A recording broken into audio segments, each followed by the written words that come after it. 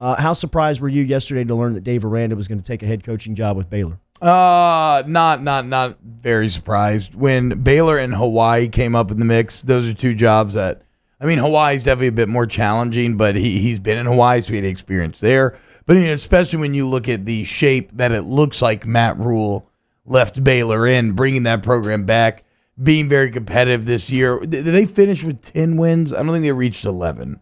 I think Baylor might have finished 10-4. Either way, a really good year, a solid defense. Like, there's a lot of pieces for Rand to work with. And we knew through his kind of flirtation with UNLV earlier this offseason that he was feeling that it was that he wanted to be a head coach. Now it was just a matter of the right opportunity arising. And like I said, I think that Baylor's a pretty good opportunity after what Matt Rule has done. Though if you're an LSU fan, you probably feel like Matt Rule is the root of all evil right now, as he took your passing game coordinator and him leaving his old job and making it attractive set Dave Aranda up to want to go there. Yeah, this guy Matt Rule's a bastard. Huh? Yeah, I liked him. I've been a fan of him for years too, and then he does this to me. Rating this LSU coaching staff. I got to be clear about one thing. I'm not even really fully caring about any of this yet, because I am still in riding the wave. Yeah, come on. I'm still trying to enjoy 15-0.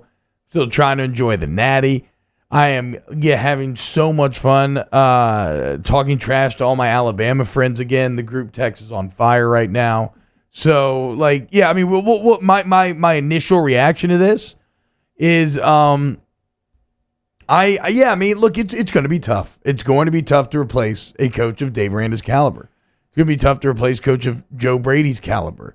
It's going to be tough to replace some of these players. But you know what else was tough? Going 15-0 with the greatest resume of all time and win a national championship. Like, if you want to consistently compete at the top, everything is tough. Yeah. Nothing comes easy. And if people are hiring your guys away, that means you're doing it right. That means you're hiring good guys. When you need to be worried is when nobody wants to hire coaches. That means you made bad hires. So, as long as LSU is good and as long as they're hiring well, these departures are always going to be part and parcel with winning championships. Yeah, and look, I think if Orgeron has done anything in the 3 years at LSU to give himself credibility, instant credibility, because there was a lot of naysayers and there was a lot of people against the hire and there was people that thought it was controversial because of his past. But one thing that he has done immediately to wash all those sins away from the past is be able to hire the right people. Yeah. Like the staff that he's gone out and gotten, I don't think anybody can argue with. Greg McMahon took one of the worst special teams groups in the country, and they have now been a consistent analytics, like S&P top 10 group in the country. And I'm not even talking about the highlights of guys like you bring up Greg McMahon or a guy like Bill Bush, who's a superstar on the staff as far as recruiting goes, or a Dave Aranda, who's considered one of the brightest minds on the defensive side of the ball. Even having the wherewithal or even the mindset to recognize a mistake in Matt Canada.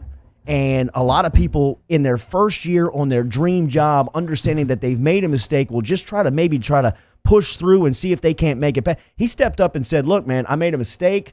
This isn't going to work.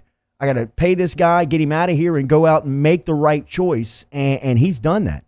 Yeah. And I think that even when you have two glaring holes on the staff, like Brady leaves behind and Aranda leaves behind, I think that he's done enough to gain the trust of not only the administration, the guys that are giving him the money to make the right hires, but the fans, in that he's going to bring the right guys in. Well, and the coaches that he would potentially be hiring himself, right? Like, I feel like he has done a good job. He talks a lot about workplace culture and making it a place where when you get there, and he's talked very openly about this, where it's like, you don't feel miserable, like you want to turn around and drive home, or you sit in the car an extra couple minutes just because you just can't stand to get your day started. So I think he's done a nice job of creating a culture where he will delegate, and coaches know they can come in and they can coach their way and find their success their way. And more so than that, so Jordy, let's be painfully clear. LSU will have their pick of the litter when it comes to hiring these coaches, especially a defensive coordinator.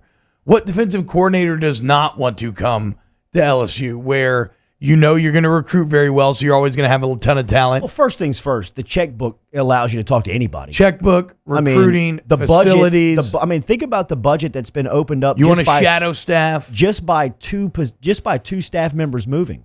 I mean, the reports of Brady's deal was, on average, $1.6 million over 3 years. Yeah. Aranda was making $2.5 million. $4 million. I mean, you're now freed up $4 million to go talk to people. You don't think that people are going to say, hey, yeah, I'll listen. Yeah, I mean, I want to talk to you guys. Yeah, because, well, exactly. So they have all the elements. They can pay you very well. They're always going to have great talent. Like we said, 3 consecutive coaches have now won national championships here at LSU. That speaks to a talent pool and a kind of setup that will even transcend coach to coach, and that's attractive for a coach because ultimately, I don't care if you have the greatest scheme in the world. You saw it with Clemson and Venables.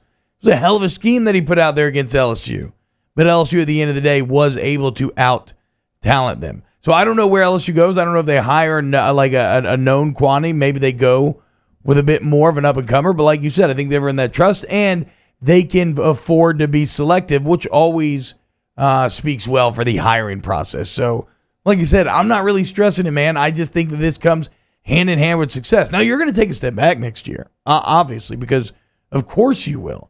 The question is, in a couple of years, are you kind of right back there? Are you fighting for championships again? The natural step back after a national championship this early on in your program building, I think, is kind of to be expected. The only player, the only member of this team, this 2019, that's going to be irreplaceable is Joe Burrow.